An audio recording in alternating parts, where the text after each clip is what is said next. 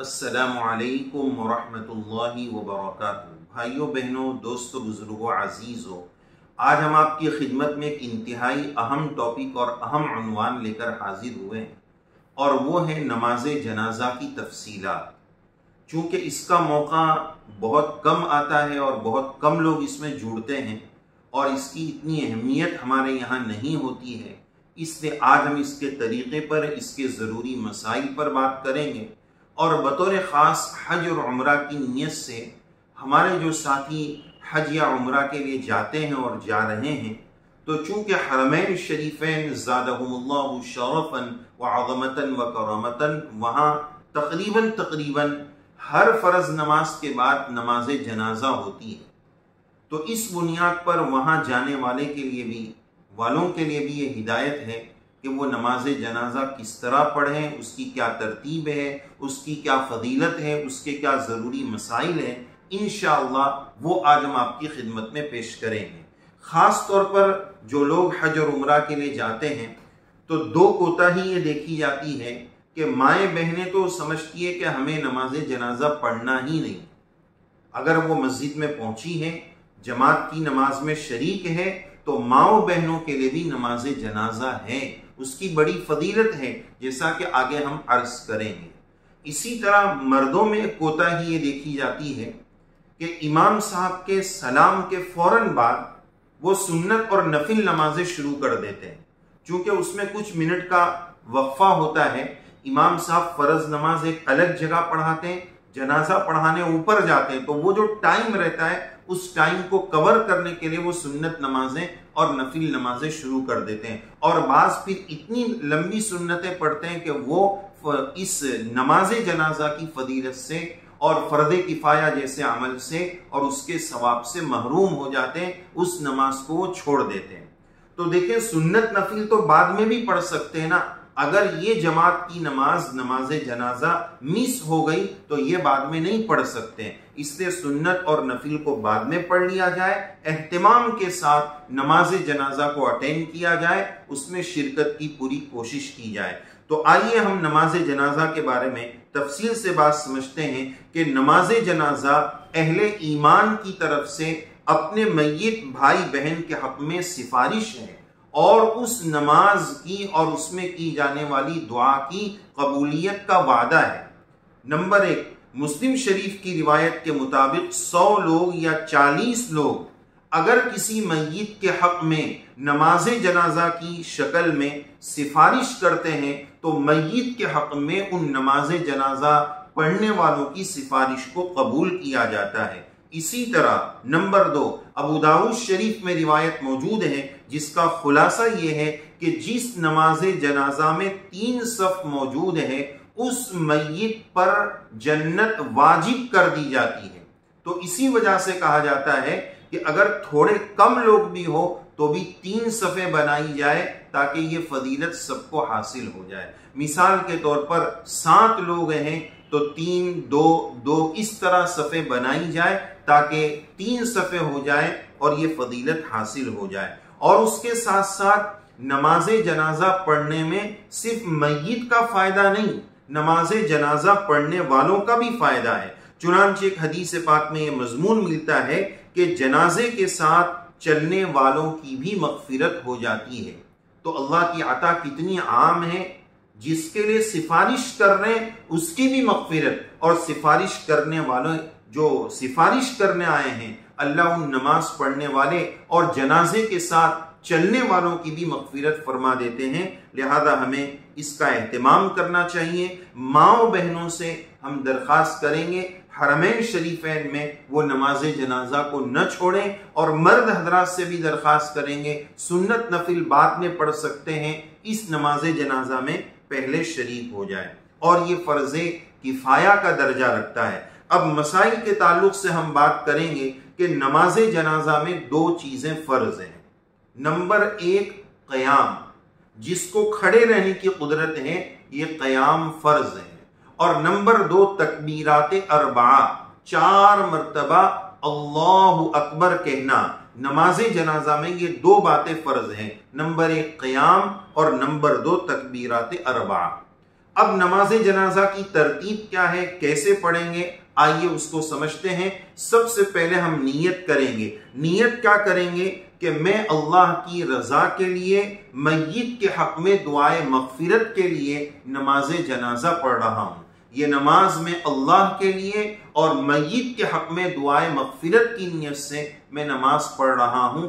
اللہ اکبر، پھر ہاتھ باندھ لیں گے۔ پہلی جب تکبیر کہیں گے اللہ اکبر، اس میں ہاتھ اٹھانا ہے، رفع یدین کرنا ہے، اور اس پہلی تکبیر کے بعد ہمیں حنفی مسلک کے مطابق ثنا پڑھنا ہے۔ سبحانک اللہم و بحمدک و تبارک اسمک و تعالی جدک و جل ثناؤک و لا الہ غیرک۔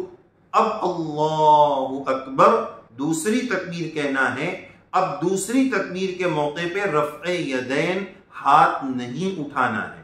پہلی تکبیر کے وقت ہاتھ اٹھانا ہے، اس کے بعد تکبیرات میں ہاتھ نہیں اٹھانا ہے۔ اب دوسری تکبیر کے بعد ہمیں درود شریف پڑھنا ہے، درود ابراہیم، جو نماز والا درود شریف ہے وہ درود ابراہیم ہمیں دوسری تکبیر کے بعد پڑھنا ہے۔ اس درود شریف سے فارغ ہونے کے بعد پھر تیسری تکبیر اللہ اکبر، اس میں بھی ہاتھ نہیں اٹھانا ہے۔ اب اس تکبیر کے بعد، تیسری تکبیر کے بعد ہمیں جنازے کی جو دعا ہے وہ دعا پڑھنے کا اہتمام کرنا ہے۔ جیسا کہ ہم جانتے ہیں بالغ مرد اور بالغ عورتیں اگر جنازہ ان کا ہے تو ان کی دعا الگ ہے، جنازہ بچوں کا ہے تو ان کی دعا الگ ہے۔ ہمیں چاہیے کہ مسلمان ہونے کے ناطے ہمیں اس دعا کو یاد کرنے کی فکر کرنا چاہیے، یہ دعا یاد کرنی چاہیے۔ اتنی بڑی ہماری عمر گزر جائے اور ہمیں یہ دعا یاد نہ ہو، یہ افسوس کی بات ہے۔ اگر ہم حج پر یا عمرہ پر جا رہے ہیں، یہ اچھا موقع ہے، ہر نماز کے بعد ہمیں وہاں نماز جنازہ پڑھنی ہے، اس لیے اس دعا کو حاجی یاد کر کے جائے، معتمر یاد کر کے جائے۔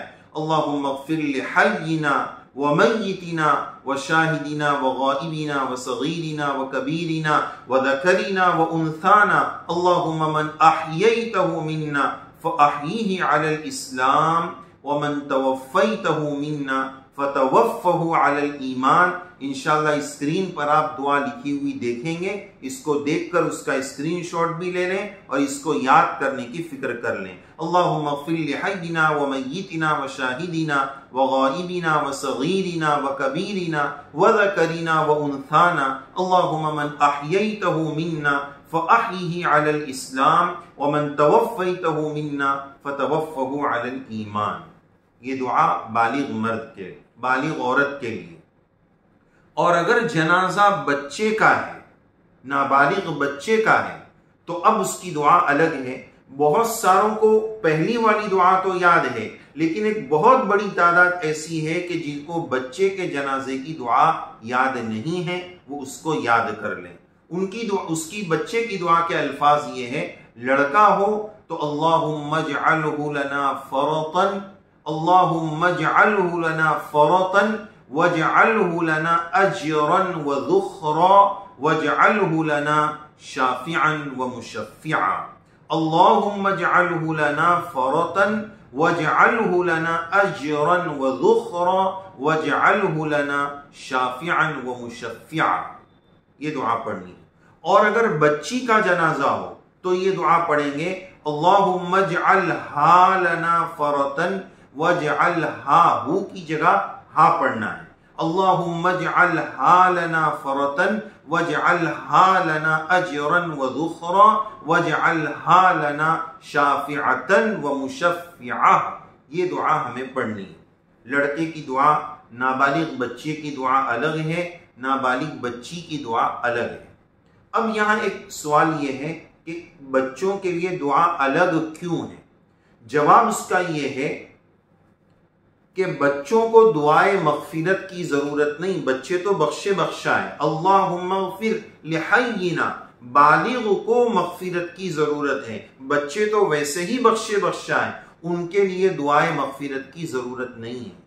اور یہ کتنی اچھی دعا ہے. ذرا سا اس کا خلاصہ سمجھتے ہیں کہ یا اللہ یہ بچہ ایڈوانس میں آپ کے پاس پہنچا ہے، اس کو ہمارے لیے سفارشی بنا دیجئے، اس کی وجہ سے ہمیں معاف کر دیجئے. تو کتنی پیاری دعا ہے. تو اس دعا کو بھی ہمیں یاد کرنے کا اہتمام کرنا چاہیے. اب حرمین شریفین میں جب نماز جنازہ ہوتی ہے تو مؤذن صاحب اعلان کرتے ہیں. اگر عربی سمجھ میں آتی ہے تو ہم اس کو سمجھ سکتے ہیں. وہ کہتے ہیں الصلاۃ علی المیت یرحمکم اللہ یا الصلاۃ علی الطفل، اس طرح وہ اعلان کرتے ہیں. اگر سمجھ میں نہیں آتا ہے تو ہمارا مشورہ یہ بھی ہے کہ ہم تینوں دعا پڑھ لیں تو بھی کوئی حرج نہیں ہوگا. بعض مرتبہ وہ صرف طفل کہتے ہیں، بچہ بچی دونوں ہوتے ہیں، تو اتنا لمبا تیسری تکبیر کے بعد موقع ملتا ہے کہ ہم دوسری دعائیں بھی پڑھ سکتے ہیں. تو اگر اس نیت سے کہ اگر بچہ ہوگا اور ہمیں سمجھ میں نہیں آیا ہے، سمجھ میں آ جائے تو بہت اچھی بات، سمجھ میں نہ آئے تو تینوں دعائیں بھی اگر پڑھ لیں تو کوئی حرج کی بات نہیں ہے. اور اگر کسی کو دعائیں یہ تیسری تکبیر کے بعد کی دعا یاد نہیں ہے تو پھر وہ کیا کرے؟ پہلی فرصت میں اس دعا کو یاد کرنے کی فکر کریں، اس کا اہتمام کریں. اور اگر یاد نہیں ہے تو جب تک یاد نہ ہو جائے اللہم اغفر للمؤمنین والمؤمنات والمسلمین والمسلمات، اس کو پڑھتے رہنے کا اہتمام کریں. اور اس کے ساتھ ساتھ ایک اہم مسئلہ یہ عرض کرنا ہے. بہرحال یہ 3 تکبیر تو ہو گئی. اب اس کے بعد چوتھی تکبیر، اس میں بھی ہاتھ نہیں اٹھانا ہے. اللہ اکبر چوتھی تکبیر ہوگی. اس کے بعد السلام علیکم ورحمۃ اللہ، السلام علیکم ورحمۃ اللہ، دونوں طرف سلام ہوگا. یہاں پر یہ بات ہمیں سمجھنی ہے کہ حرمین شریفین میں جو نماز ہوتی ہے تو وہاں حنبلی مسلک کے مطابق صرف ایک سلام ہوتا ہے. ہمیں دونوں طرف سلام پھیرنا ہے.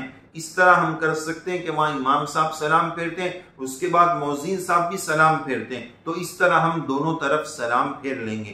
حنفی مسلک کے مطابق ہمیں دونوں طرف سلام پھیرنے کا اہتمام کرنا ہے. اس کے بعد نماز جنازہ کا ایک آخری مسئلہ اس موقع پر یہ عرض کرنا ہے کہ اگر جنازے کی نماز میں کوئی مسبوق ہو جائے، یعنی اس کی ایک آدھ تکبیر، کچھ تکبیر مس ہو جائے، تو پھر وہ جنازے کی نماز میں کیسے شرکت کرے، اس میں کیسے جوائن ہو.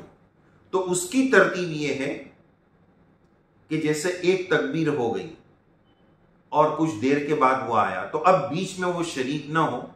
دوسری تکبیر اللہ اکبر کہنے کا وہ انتظار کریں اور اس وقت وہ اپنی تکبیر پہلی کہتے ہوئے اس نماز میں شامل ہو جائے. اب وہ پہلی تکبیر کے بعد ثنا، دوسری کے بعد درود شریف، تیسری کے بعد دعا.